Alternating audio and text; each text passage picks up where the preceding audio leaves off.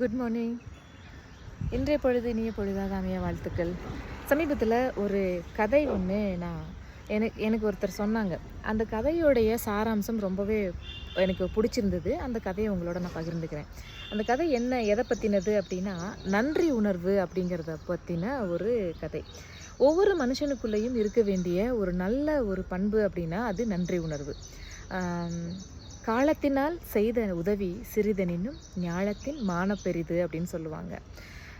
ஏதோ ஒரு காலகட்டத்தில் யாரோ ஒருத்தர் செய்த ஒரு சிறிய நன்றி கூட, அந்த செய்யப்பட்ட நேரத்தை நம்ம யோசித்து, அது செய்யப்பட்ட நேரத்தை நம்ம உட்காந்து யோசித்து பார்த்தோன்னா, அந்த நன்றியினுடைய அளவு சின்னதாக இருந்தாலும் அதனுடைய அந்த இடத்துல செஞ்சதுக்கான மதிப்பு ரொம்ப பெரியதாக இருக்கும். இது எவ்வளவு பேர் உங்களுடைய மனசில் ஞாபகப்படுத்தி பார்க்குறீங்க அப்படிங்கிறத யோசிச்சு பாருங்கள்.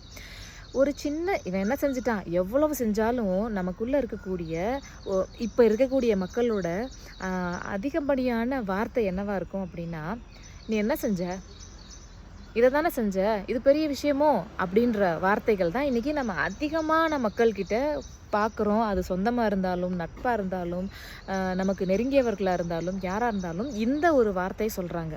அந்த வார்த்தை சொல்லக்கூடிய யாருமே வாழ்க்கையில் முன்னுக்கு வரவே முடியாது. நோட் பண்ணி பாருங்கள், யோசிச்சு பாருங்கள். அது உங்களுக்கு கண்டிப்பாக நீங்கள் திங்க் பண்ணி பார்ப்பீங்க.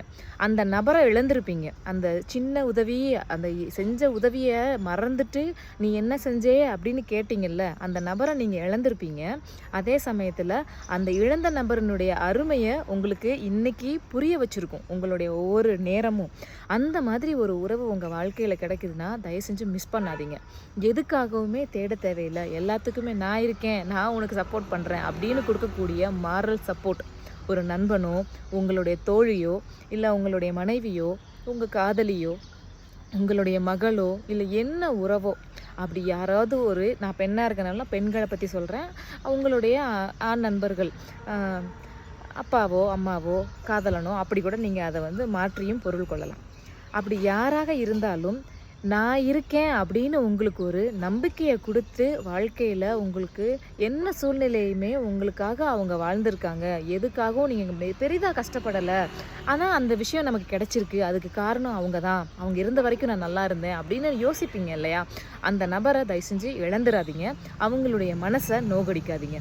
அவங்களுக்கு நன்றியோடு எடுங்க. ஒன்றும் குறைஞ்சிட மாட்டோம். உங்களுடைய கிரீடம் கீழே இறங்கி வந்துடாது. ஒருத்தர் நன்றி செய்யக்கூடிய, நமக்கு செய்த நன்றிக்கு நன்றி உணர்வை நம்ம வெளிப்படுத்தும் பொழுது, இயற்கையும் கடவுளும் நம்ம பிரபஞ்சம்னு சொல்கிறோம்ல, இது யாருமே அந்த நன்றி உணர்வுக்கு நிச்சயமாக மதிப்பு கொடுப்பாங்க. அது மறுபடியும் நமக்கு கிடைக்கிறதுக்கான ஒரு நல்ல விஷயத்த ஒரு சூழ்நிலையை ஏற்படுத்தி கொடுப்பாங்க. இது நான் சொல்கிறது உங்களுக்கு என்னடா பைத்தியக்காரி வளர்றான்னு நினச்சா கூட நினச்சிக்கோங்க. ஆனால் முயற்சி பண்ணி பாருங்கள். உங்களுடைய நன்றி உணர்வு அதிகப்பட உங்களுக்கான பாசிட்டிவான எண்ணங்கள் அதிகமாகும். உங்களை சுற்றி நடக்கக்கூடிய பல நெகட்டிவிட்டி இக்னோர் ஆகிடும். அதுக்கப்புறம் நீங்கள் நினைக்கிறதெல்லாம் நடக்குது அப்படிங்கிற மாதிரி ஒரு சந்தோஷமான புரிதலுக்குள்ளே நீங்கள் வருவீங்க. ஸோ அதுக்காக தான் சொல்கிறேன்.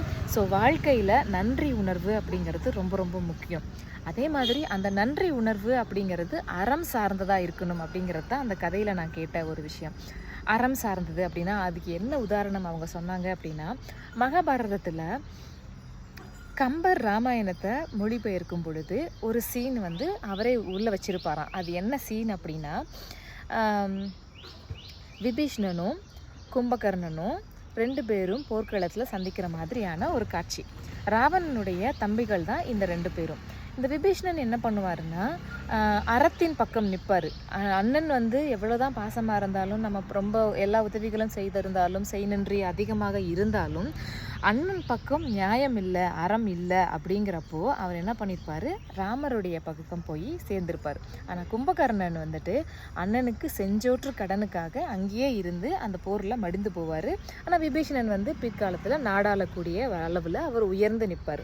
அப்போ அதுக்கான காரணம் என்ன அப்படின்னா, நன்றி உணர்வு நம்ம வெளிப்படுத்துகிறோம் அப்படின்னாலும் அந்த நன்றி உணர்வில் அறமும் நியாயமும் நேர்மையும் இருக்கும் பட்சத்தில் மட்டும்தான் இந்த இயற்கையும் பிரபஞ்சமும் இறைவனும் நமக்கு துணையாக இருப்பாங்க. அப்படி இல்லாமல் என்ன தப்பு செஞ்சாலும் எனக்கு சோறு போட்டிருக்கான் அப்படின்னு நம்ம அவங்க கூடயே இருக்கணும், ட்ராவல் பண்ணணும்னு நினச்சோன்னா நம்ம நிறைய கஷ்டங்களை தான் சந்திக்க நேரிடும். அதுக்கு இன்னொரு உதாரணம் மகாபாரத கதையில் இருக்கக்கூடிய கர்ணன் தான். அத்தனை மகாபாரத கதைகள்லையுமே ரொம்ப மிகவும் உயர்வான ஒரு கதாபாத்திரம் யார் அப்படின்னா அது கர்ணன் தான் அப்படின்னு நிறைய பேர் சொல்ல நம்ம கேள்விப்பட்டிருக்கோம். நாமளும் அதை புரிஞ்சிருக்கோம். ஆனால் அவருடைய வாழ்க்கையில் எந்த ஒரு சந்தோஷமே இல்லாமல் எல்லா இடத்துலையும் புறக்கணிக்கப்பட்டு கடைசியில் போரில் வஞ்சனையால் சூழ்ச்சியால் தான் அவர் கொல்லப்படுறார். அந்த மாதிரியான ஒரு நிலைக்கு அவர் தள்ளப்படுறாருன்னா அதுக்கு காரணம் என்னன்னா செஞ்சோற்று கடனுக்காக நியாயமும் தர்மமும் இல்லாத ஒரு இடத்துல இருந்து அவருடைய நன்றியை வெளிப்படுத்தினது தான். ஸோ நன்றி உணர்வை நம்ம வெளிப்படுத்தணும். அந்த வெளிப்படுத்தக்கூடிய விஷயம் அறம் சார்ந்ததா நேர்மையானதா இருக்கும் பொழுது மட்டும்தான் அதனுடைய முழு பலனும் நம்ம அனுபவிக்க முடியும். ஏன்னா நம்ம சந்தோஷமாக இருக்க தான் விரும்புவோம். சந்தோஷமாக இருக்கணும், மனசு அமைதியாக இருக்கணும் அப்படின்னா இதை நம்ம ப்ராக்டிஸ் பண்ணாதான் ஐயோ கை வலிக்குதுப்பா நம்மளால் முடியும். ஸோ இதுதான் இன்றைக்கி நான் உங்களோட ஷேர் பண்ணிக்கிட்டேன். ஸோ யாராவது சின்ன உதவி செஞ்சுருந்தாலும் நன்றி உணர்வை அழகாக வெளிப்படுத்துங்க. வாழ்க்கை அழகாக இருக்கும். இது ஒரு மிகப்பெரிய ஒரு பாடம். எனக்கு இது ஒருத்தர் சொல்லி கொடுத்தாரு, ரொம்ப பிடிச்சிருந்தது. 2-3 நாளாக நான் என் ஃப்ரெண்ட்ஸ் நிறைய பேருக்கு இந்த விஷயத்தை நான் பகிர்ந்துக்கிட்டேன். இதை உங்கள் எல்லாருக்கூடையும் இன்றைக்கி பகிர்ந்துக்கிறேன். மறுபடியும் வேறு ஒரு வீடியோ சந்திக்கலாமா? டாடா.